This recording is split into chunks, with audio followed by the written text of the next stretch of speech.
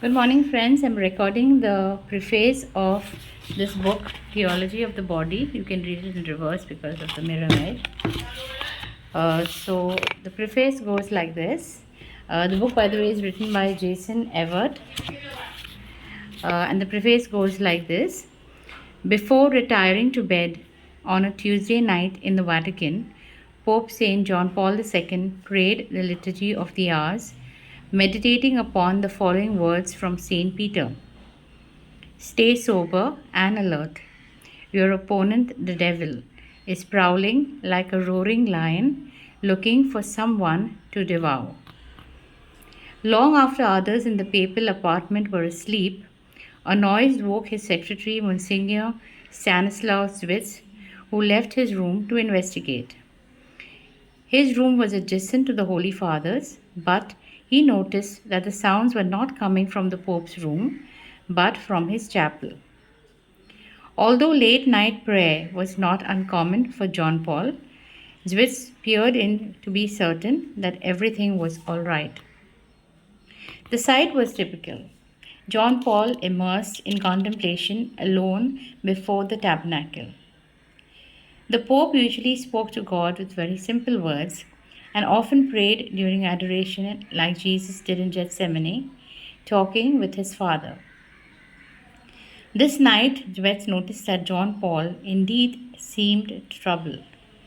The disturbance he overheard was the Pope speaking aloud to God, asking repeatedly, Lux Zego, why? Out of reverence, the Monsignor backed away from the chapel and returned to his room for the night. John Paul celebrated Mass the next morning, but was unusually reserved during breakfast afterwards. The Pope's typical jovial and engaging demeanor towards the sisters and guests was subdued. Instead of asking questions and conversing about an endless variety of topics, which he usually was wont to do, he was recollected and withdrawn. He ate no breakfast and just drank a cup of tea. That afternoon would be an important one.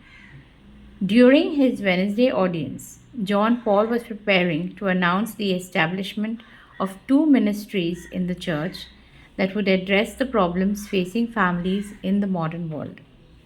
One of these, the Pontifical Institute for Studies on Marriage and the Family, would become the main teaching arm of the theology of the body. On his way to deliver his message, the Holy Father rode in the Pope mobile across St. Peter's Square. As he was blessing children and greeting the crowd, gunshots from a Turkish assassin rang out.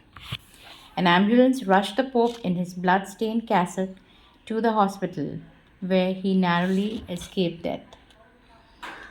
Had God given him a premonition of his suffering the night before? The answer to that question will likely remain a mystery known only to John Paul. Was there a link between his suffering and his efforts to build up marriage and the family?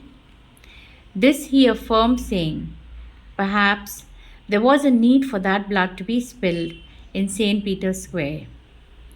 He added, precisely because the family is threatened, the family is being attacked. So the Pope must be attacked.